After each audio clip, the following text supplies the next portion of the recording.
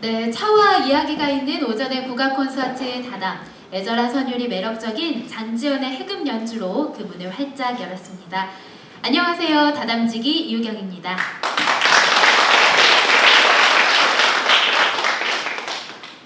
네, 5월은 어린이날, 어버이날, 스승의 날 등 참 감사할 일이 많은 달이죠. 그래서 저도 주변 사람들에게 감사함을 표현하기 위해서 준비를 하다가 문득 이런 생각을 했습니다. 왜 꼭 이런 날이 되어야지만 표현을 할까? 평소에 표현을 하고 살면 얼마나 좋을까 하고요. 여러분들은 어떠신가요? 저는 사실 고맙습니다, 사랑합니다 라는 말을 마음속에는 품고 있지만 꺼내기가 민망하고 부끄러울 때가 많거든요. 그래서 이 시간을 통해서 연습을 해볼까 합니다. 지금 함께 오신 분들과 서로 마주보고요. 네, 마주보고요. 다담 함께 와줘서 고맙습니다. 네, 인사를. 네. 네, 그럼 저도 인사드리겠습니다. 여러분, 다담에 와주셔서 감사합니다. 네, 이렇게 기분 좋게 출발하는 5월의 다담인데요. 오늘 다담에서 만나볼 이야기 손님은요, 우리 결의에 가장 존경받는 왕이자 스승인 분입니다. 세종대왕을 연구하고 알리기 위해 힘쓰시는 분인데요. 세종 즉위 600주년을 맞아 세종시대 천문과학유산이라는 주제로 오늘 재미난 이야기를 들려주실 거라고 합니다. 북원태 학장이자 세종이야기꾼 장현근 선생님을 무대 위로 모시겠습니다. 큰 박수로 맞아주세요.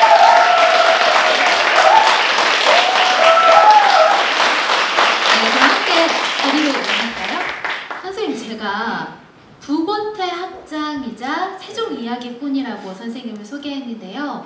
정확히 어떤 일을 하시는 건지 이야기를 들려주실 수 있을까요? 네, 알겠습니다. 지금 관객님 오른편에 화면을 하나 띄워놨는데요. 2014년 2월까지는 저도 현직의 과학교사였습니다. 그때 명예퇴직을 하고 미래형 학교를 세우고 싶었어요. 미래형 학교는 특별히 건물이 필요 없을까라는 생각을 했고, 그래서 그 미래형 학교 이름이 북원태학인데, 요즘 학교 교육의 어떤 대안으로서 뭔가 방향성을 제시하고 또 학교 안에 이런 어떤 대안으로 개발된 것들을 제공해드리고, 이런 일을 하기 위해서 이제 북원태학을 세웠는데, 핵심은 이겁니다. 생태주의를 근본으로 해서 우리 지구상에 있는 자연, 지리, 사회, 문화, 역사, 이거를 통합적으로 연구하고 그러한 통합교육을 통해서 신실학 운동을 하자고 하는 게 북원대학의 목표입니다. 그래서 이제 제가 하고 있는 일은 숲으로 가는 학교라든지 또 강 따라 떠나는 인문학기행에서 강을 매개로 해서 인류의 문화와 역사를 접근하는 프로그램들이에요. 그리고 이제 시야를 중국으로 돌려서 바레만 요하기행이라고 예담 박지원이나 담원 홍대용의 그러한 이 연행록들을 배경 삼아서 새롭게 이제 만든 게 있는데, 그게 바레만 요하기행이에요. 이 요하기행을 만들어서 지금 숲을 3차례 다녀왔고 앞으로 올 여름에도 3차례 더 들어갑니다. 또한 이제 제가 하고 있는 이 북원대학의 최상의 목표가 자주 통일이에요. 그래서 그런 걸 위해서 새롭게 정립되고 제자리로 돌아가야 될 게 우리 의병항쟁하고 독립운동사이거든요. 그래서 국내 항일 의병 전쟁지를 전국을 찾아서 연수를 한다거나 또 그거를 배경으로 만주 지역에 가서 독립운동사를 안내하는 일들을 지금 전개를 하고 있고, 또 제주도나 강화도나 남한산 등과 같은 이 국난 시기에 대처했던 이런 방식을 통해서 오늘 우리가 어떤 지혜를 얻어야 되느냐, 그리고 이제 우리나라의 각종 많은 고대 국가의 성들, 그러니까 공주든 경주, 부여 뭐 이런 곳들의 어떤 답사, 그리고 마지막으로 하나 이제 소개해드릴 것은, 여기 저랑 함께하는 분들도 계시는데 중국에 있는 우리의 제중 동포들을 후원하는 일을 하고 있습니다. 그래서 한민족 문화공동체 후원회라고 하는 걸 조직해서 약 150여명의 수녀들이 함께 이 일을 해서 통일 이유를 보고 동포를 후원하는 일들을 전개하고 있는 곳이 북원대학이 되겠습니다. 네, 그럼 대안학교라고 생각을 하면 될까요? 네, 그렇습니다. 그럼 어른들도 수업을 다 듣는 거죠? 제가 주로 진행하는 거는 이제 주로 학교 선생님들입니다. 교수님들에게 이런 연수 프로그램을 제공해서 셀일이 이런 접근한 뒤에 아이들에게 이거를 적용하자고 하는 거예요. 그래서 새로운 하나의 교육 운동으로 지금 펼치고 있습니다. 네. 그리고 또 세종 이야기꾼이시잖아요. 네. 저는 세종대왕 하면 10,000원짜리 지폐 그리고 한글 또 훈민정음이 떠오르는데요. 세종대왕 어떤 이야기를 오늘 들려주실 건가요? 세종대왕은 우리 모두가 존경하는 분이잖아요.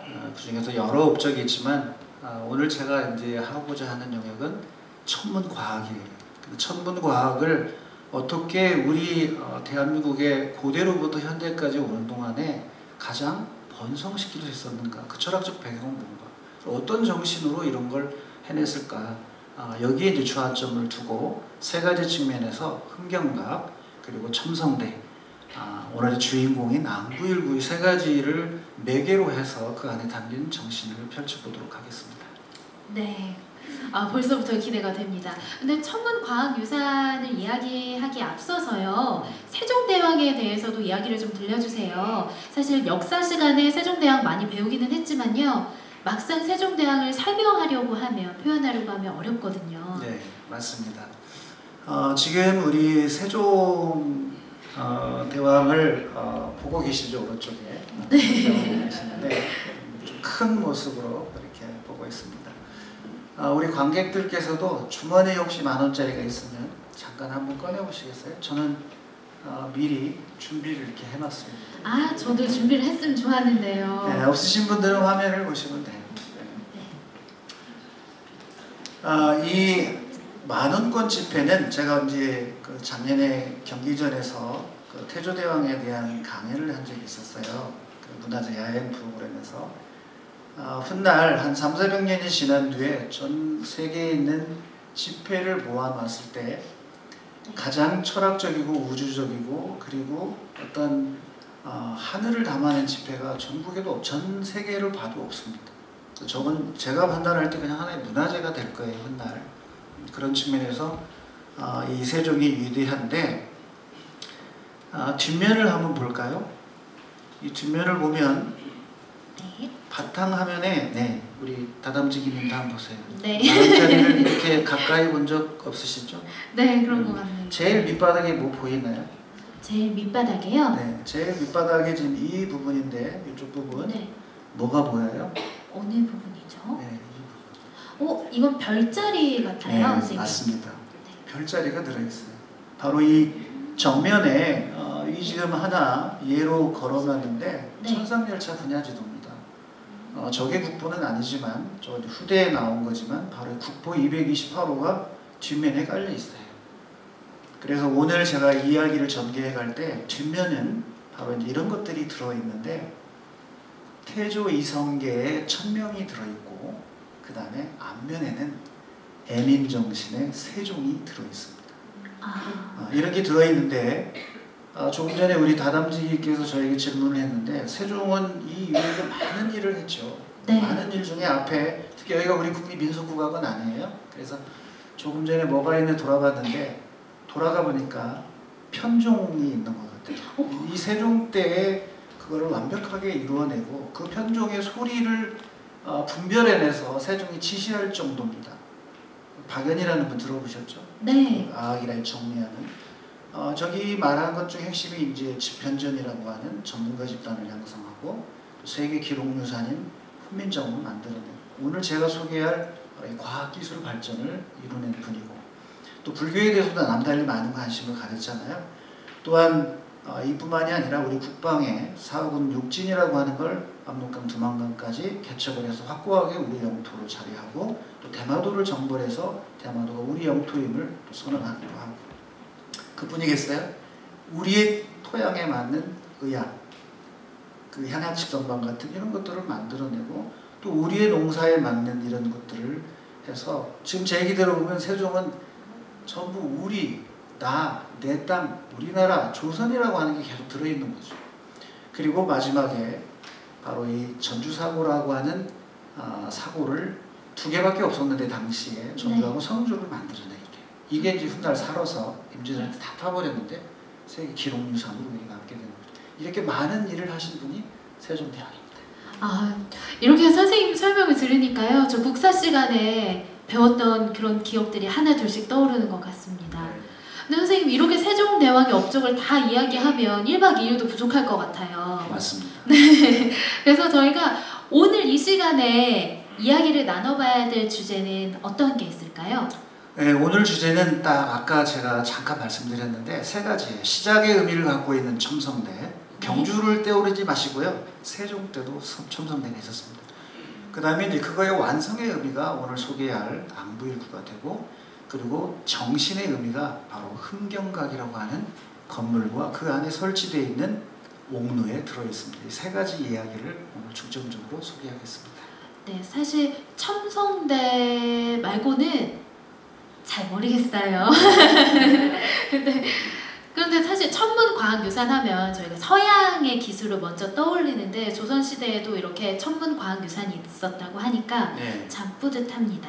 네, 그렇죠. 네, 그럼 먼저 네, 첨성대부터 이야기를 나눠볼까요? 자, 화면에 보시면 이제 제가 세 가지를 이렇게 실어놨어요. 시작, 결실, 정신. 이 세 가지, 물론 여러 가지가 있지만 대표 주자만 제가 뽑은 거고요.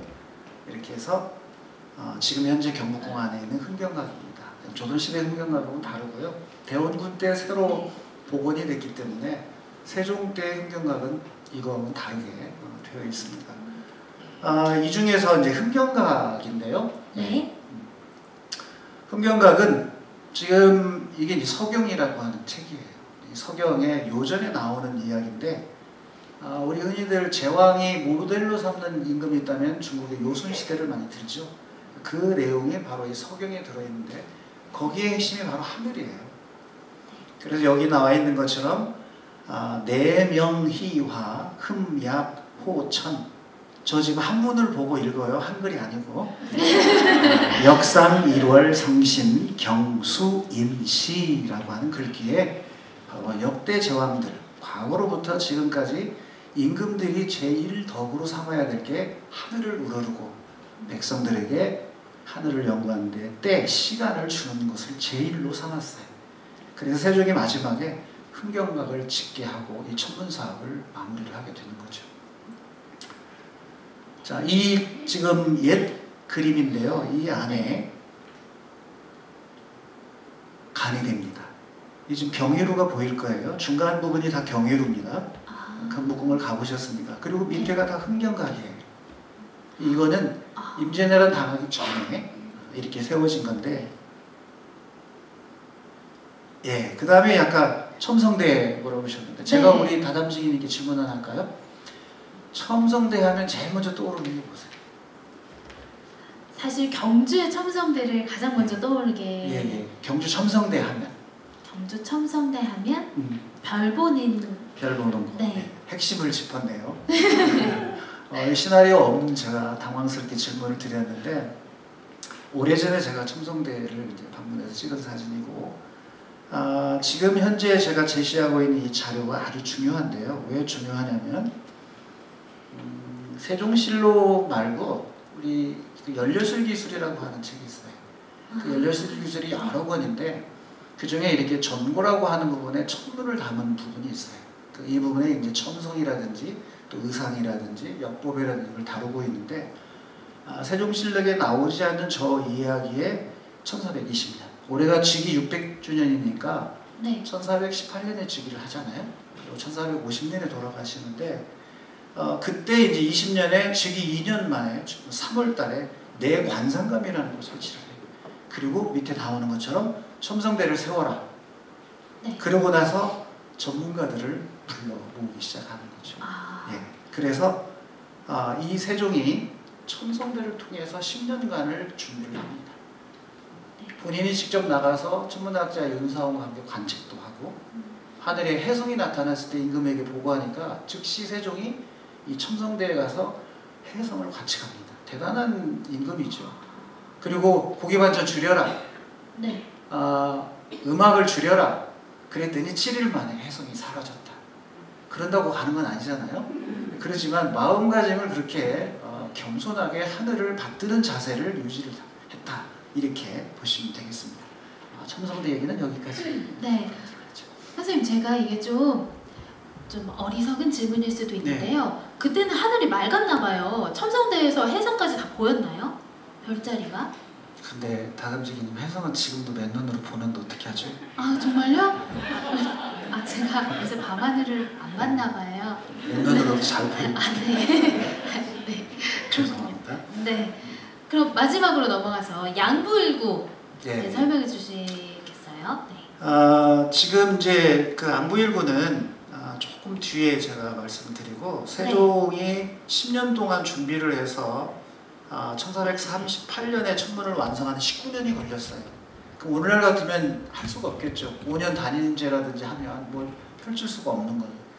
다행스럽게 세종은 32년 동안을 즉위를 했기 때문에 이 장구한 대 프로젝트를 완성할 수가 있었던 겁니다. 그래서 이 1426년에 바로 이 앞에 그림 보이죠? 천상열차 분야 지도고 여기에 보면 이 부분에 하얗게 제가 잠시 가서 한번 보여드리도록 하죠. 여기에 보면 요거 보이시나요? 많이 보이죠? 크게. 이게 바로 노인성입니다. 노인성은 보면 장수하는 별이에요. 그래서 세종은 직접 본인이 노인성을 관측할 수가 없으니까 어떻게 해야겠어요? 천문학자를 보내야죠. 그래서 보내는데 백두산, 설 한 점이 어딘지는 모르지만 설 한 점, 그리고 한라산으로 보냅니다. 이거를 1425년부터 계속해서 1430년에 완성을 해요. 드디어 노인성을 보게 되는 거죠. 그럼 이게 무슨 의미인가요? 바로 세종 즉위의 기간뿐만이 아니라 조선왕조가 영원하라는 의미. 그리고 임금인 내가 노인성을 봤다고 하면 그거는 백성들에게도 장수를 의미하게 돼요.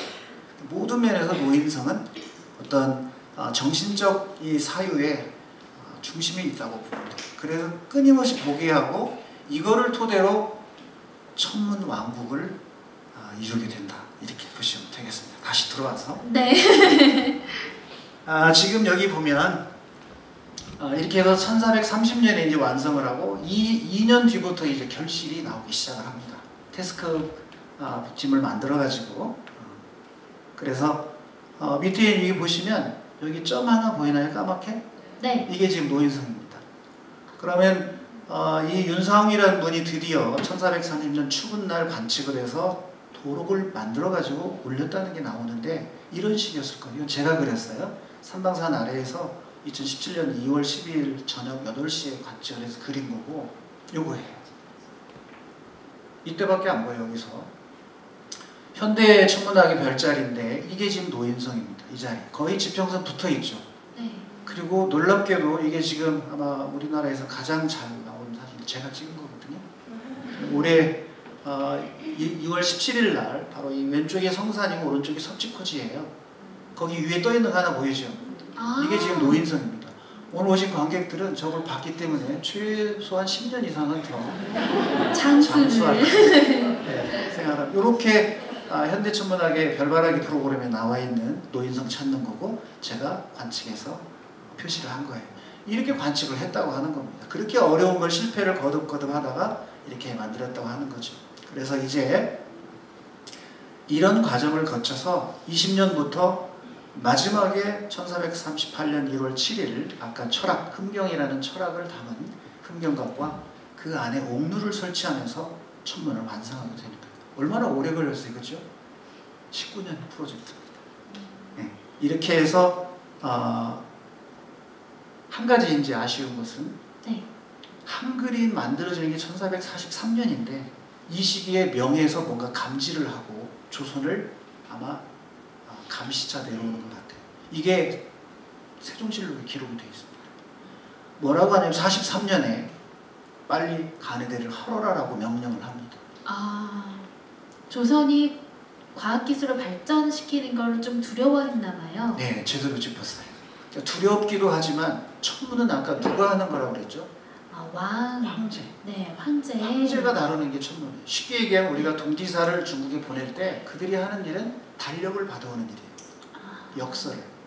그래서 동지에 가서 받아와서 새해 되면 그걸 다 복사를 해요. 전 관공서에 뿌려주는 역할이 동지사의 역할인데 그거를 감히 받지 않고 조선 나름대로의 역사 달력을 만들겠다고 한 거잖아요, 세종이. 그럼 이건 뭐예요? 4대 국가의 죽음입니다, 죽음. 그런 비밀리에 했다가 이게 이제 감지가 된 것 같고, 그래서 온다고 하니까 뭐라고 하세요? 중국 사신으로 하여금 포기하는 것이 불가하다. 경복궁 경호일이 뒤에 있었으니까. 그래서 이거를 허르라고 한 거예요. 이런 안타까운 점이 있지만, 네. 예, 이렇게 해서 첨성대라고 하는 걸 짓게 한 뒤에 18년 동안 이런 장구한 작업을 완성해낸 게 세종의 정신입니다. 물론 그 안에 천문학자, 수학자, 엔지니어, 장영실 같은 기술자, 여러 분야의 전문가들이 당연히 했겠죠. 그러나 세종의 정신이 바탕이다. 조금 전에 얘기한 안부일구. 네. 아, 선생님, 그런데 그 세종시대에 지어진 첨성대는 저희가 알고 있는 경주시대, 경주에 있는 첨성대와 모습이 비슷한가요? 현재 그 첨성대의 모습을 볼 수 있는 것은 기록은 없습니다. 왜냐하면 이제 이때 이 1432년에 간이대를 완성을 하는데, 그 간이대는 12년 만에 완성한 거고, 첨성대는 그 흔적은 없지만 이 세종대왕이 저녁에 나가서 천문학자하고 논하고 별을 보고 해성을 보고 했던 곳은 기록에는 남아있어요, 연료실 기술에. 그런데 그 흔적을 알아볼 수는 없습니다. 물론 이제 일본인이 갖고 있는 경복궁 내에 그 관상가암대 천문대터라고 하는 사진이 아까 제가 살짝 보여준 적이 있었는데, 네. 그건 있지만 흔적은 남아있잖아요. 아쉽네요. 네. 그럼 이제 양부 네, 일부로 오늘 넘어가 본론 볼까요? 남부일구로 갈 텐데 갖고 네. 계신 거 있죠? 요거. 선생님 저도 한 장 주세요. 네. 하셨네. 사실은 제가 이걸 2010년에 만들어냈어요. 그래서 특허청에 실용신안으로 하려고 그랬더니 60만 원이나 든다고 그래서 그냥 포기하고 공개를 했습니다. 그래서 이거를 가만히 보게 되면 우리가 살고 있는 이 대한민국의 전국을 돌아다니면 이거 하나만 알고 있으면 여기 관객들이 이제 우리 문화유산을 보는 소양이 많이 높아질 겁니다. 쉽게 빨리 좀 갈게요. 시간이 없으니까. 네. 자, 이렇게 중심에는 천원지방. 하늘은 둥글고 땅은 네모나타. 그리고 땅은 황색이죠. 황. 네. 그 다음에 하늘은 파랗게 해놨고, 이거를 전통적으로 동북서남 중앙에 오신을 배치해서 인간 세계를 지켜준다는 믿음. 저게 오신도입니다. 사신도에서 오신도까지. 그리고 여기에 이제 제가 써놓은 게 위에 보면 24방의 구성이 있죠. 네. 24방의 구성인데, 이 24는 시간도 되지만 방향도 돼요. 그래서 이런 방향을 어떻게 잡았냐면, 여기 나와 있는 먼저 12지. 네. 한번 해볼까요? 자축인묘 시작. 자축인묘 진사오미 신유술해. 네, 마치 서당에 와 있는. 그래서 여기다가 이 12지를 집어넣어 볼게요. 이렇게 해서, 자, 그럼 이제 앞에 동그란 원이 보이잖아요. 천상열자 분야지도. 네. 저 외곽에 이게 들어있는 겁니다. 그런데 이 12지 다음에 24방이니까 12개 남았죠? 네. 12지는 다 쓰고, 그 다음에 하늘이 천간, 10간이에요. 네. 그 중에서 무기는 빼요. 무서우니까. 갑을 병정? 경신임계. 아니네, 원판대로 해주세요. 네. 갑을 병정? 무기 경신, 경신임계. 임계잖아요. 네. 이 중에서 무기는 뺍니다. 빼는 게 아니라 사실 중앙 배치예요. 2개씩 5방향에 들 때. 그래서 안 나타나는 것뿐이에요. 넣어볼까요? 보이죠? 네. 묘, 토끼 자리가 중심이에요. 거기에 갑을, 그 다음에 오, 말 자리가 병정, 그 다음에 닭 자리 유죠? 네. 경신, 그리고 자, 쥐죠, 쥐. 네. 그 자리에 임계 이렇게 해서 넣는 거예요. 상식적으로 예를 들어서 이 동쪽이 청이잖아요. 청인데 만약에 갑신년, 갑오년 이런 게 있다고 하면 그때는 청벌띠가 되는 거예요. 왜 그러겠어요? 동쪽이 푸른 거잖아요. 그래서 청이 들어가는 거예요. 그래서 예를 들어 갑술년, 갑오년 그러면 여기가 갑이니까 묘 옆에 동쪽에 있잖아요. 그래서 갑자로 시작해서 저기에 있게 되면 청색을 붙여서 청말이 되는 거예요. 그 애가 말띠가 되면. 그렇게 붙이는 원리가 들어있고요. 네. 그 다음에 이제 4개 남았어요. 20개 채워졌잖아요. 그럼 네. 이거는 어디서 나냐면 8개에서 가져와요. 그 8개 중에 건태리진, 송감, 감곤이라는 8개 중에 4개만 가져오는데 어떻게 배치되냐 보실까요? 자, 건, 간, 손, 곤 배치됐죠. 이 자리가 우리의 천문과학유산의 다리를 대는 곳입니다. 천문과학유산의 다리를 저 4개의 8개 중에다가 다리를 받쳐요. 그런 규칙성을 갖게 되는 거예요. 그 다음에 이제 넘어가 보면 이 안에 제가 24절기를 표현을 해 넣는데, 자, 추나추동 지금 넣고, 그 다음에 추나추동 사이사이에 45도 간격으로 각각 계절에 들어가는 의미가 들어가요. 봄에 들어간다 뭐예요? 입춘, 여름으로 들어간다. 입하, 가을로 들어간다. 입추, 겨울로 들어간다. 입동. 그렇게 해서 지금 24절기 중에 8절기를 들어간 거예요. 이해되시죠? 네. 그 다음에 이게 채워보면 대칭으로 소한대한, 소서대서 이 중심점으로 배치가 돼요. 그 출발이 맨 위에 동지고 밑에 하지가 됩니다. 이런 체제로 하게 되면 굳이 절기를 외우지 않아도 돼요. 근데 이게 왜 중요하냐? 조선시대 백성들에게는 이 절기를 알고 있어야 돼. 그래야 농사를 짓습니다.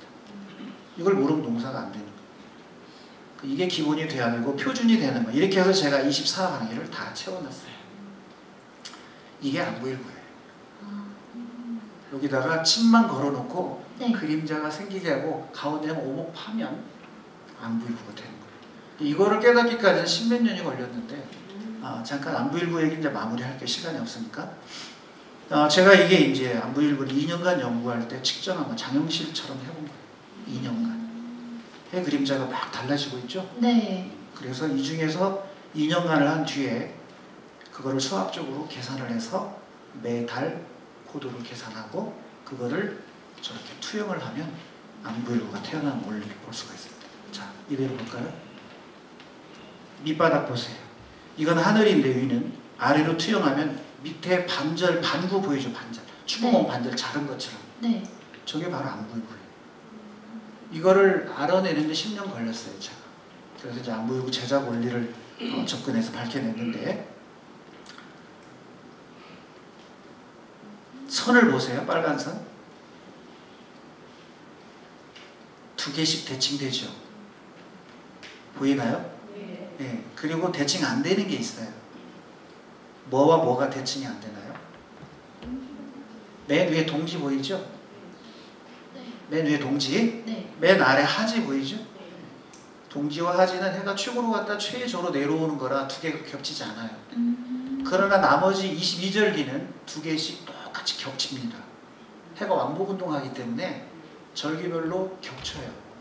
그래서 13줄이면 1년 365일을 나타낼 수가 있어요. 오른쪽 보세요. 이제 이게 세계 최고의 걸작 안부일보입니다. 가로줄 보이죠? 네. 줄 보이나요? 맨 위가 동지선이에요. 맨 아래가 하지선이에요. 해가 위에 뜨면, 낮게 뜨면 그림자가 위로 가겠죠. 해가 높이 뜨면 아래로 내려오잖아요. 네. 그러니까 맨 아래가 하지, 맨 위가 동지예요. 그런데 그 사이사이에 11줄이 들었어요. 그러면 양쪽으로 24절기가 반씩 배치되니까 13줄이면 1년을 다 할 수가 있는 겁니다. 1일 차이로 다 알아낼 수가 있어요. 이렇게 대단한 걸작이 안부일보인데 세계 어디에도 없는 독특한 우리만의 방식이 세종대에 나온 거예요. 자, 이 부분 보이세요? 24절기 위로 갔다 아래로 갔다. 가로줄 13줄, 세로줄은 시계, 가로줄은 달력. 백성들이 한자 모르잖아요. 네. 저 어려운 별자리를 어떻게 알아요? 모르죠. 그렇기 때문에 이렇게 백성들을 배려한 기후가 안부일보다 이렇게 보시면 돼요. 이 녀석이 바로 오른쪽이 제가 중국 그 고관상대, 북경의 고관상대 찍어온 원나라 앙이라고 하는 모형이에요. 그거를 본땄다고 하는데 전혀 다른 새로운 것을 창안해낸 게 세종대 과학이다. 그래서 안부일보는 얼마나 좋겠습니까? 네. 선생님 이야기를 듣다 보니까요 계속 더 알고 싶고 너무 빨리 지나간 것 같아서 아쉽습니다. 시간이 많이 지난 것 같은데. 네, 그래서요.